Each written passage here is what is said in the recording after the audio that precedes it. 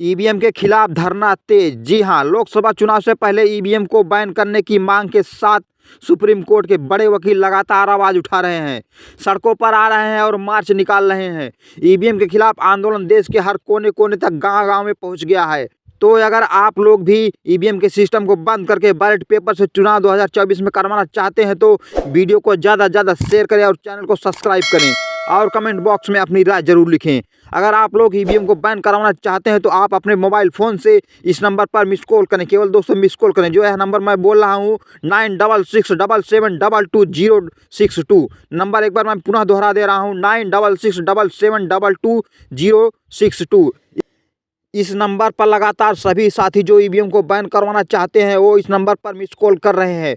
तो आपसे भी अपील है कि इस नंबर पर मिस कॉल अवश्य करें, क्योंकि इस बार किसी भी कीमत पर 2024 का लोकसभा चुनाव ईवीएम से नहीं होगा बल्कि बैलेट पेपर से कराया जाएगा। इसमें आप सभी लोगों का सहयोग चाहिए और आप सब लोग इस मैसेज को ज़्यादा से ज़्यादा शेयर करें। ईवीएम के खिलाफ आंदोलन के लिए सबसे पहले 2014 में ही वामन मेश्राम साहब जी ने जन आंदोलन के रूप में शुरू किए थे। उन्होंने और उनके संगठन भारत मुक्ति मोर्चा ने भारत में चुनावी प्रक्रिया में इलेक्ट्रॉनिक वोटिंग मशीन, जिसे ईवीएम कहते हैं, ईवीएम को बंद करने की मांग को लेकर लगातार मार्च 2017 से देश भर में 5 चरण का विरोध अभियान शुरू किया था। और मार्च 2017 में एक प्रेस कॉन्फ्रेंस को संबोधित करते हुए वामन मेश्राम साहब जी ने कहा था कि ईवीएम का उपयोग दुनिया में चुनावी प्रक्रिया में सबसे खराब। उन्होंने यह भी कहा था कि ईवीएम के खिलाफ तब तक लड़ते रहेंगे जब तक कि उनका उपयोग बंद नहीं हो जाता। मेश्राम जी ने कहा था कि उन्होंने भारत के चुनाव आयोग ईसी के खिलाफ एक याचिका दायर की थी, जिसमें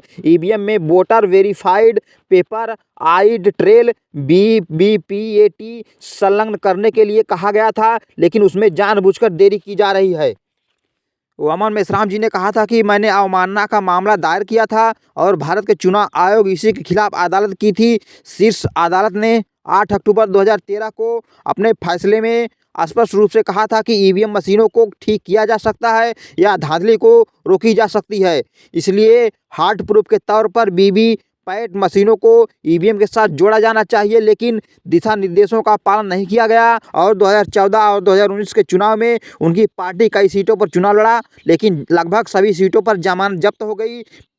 मेश्राम जी ने यह भी कहा कि भारत के चुनाव आयोग इसी पर केंद्र सरकार द्वारा देश भर में चुनावों में धांधली करने का दबाव डाला गया है। और चुनाव आयोग ने मेरे पत्र के जवाब में कहा, केंद्र सरकार वीवीपैट मशीनों को जोड़ने के लिए धन उपलब्ध नहीं करा पा रही, लेकिन इसी एक स्वायत्त संस्था है, इसे राष्ट्रपति के पास जाना चाहिए या एक प्रेस कॉन्फ्रेंस आयोजित करनी चाहिए थी, क्योंकि नागरिकों को जानने का अधिकार है और यह अधिकार उन्हें भारतीय संविधान देता है। तो अगर आप लोग भी ईवीएम पर बैन लगाना चाहते हैं और चुनाव बैलेट पेपर से कराना चाहते हैं तो वीडियो को ज़्यादा से ज़्यादा शेयर करें और चैनल को सब्सक्राइब करें।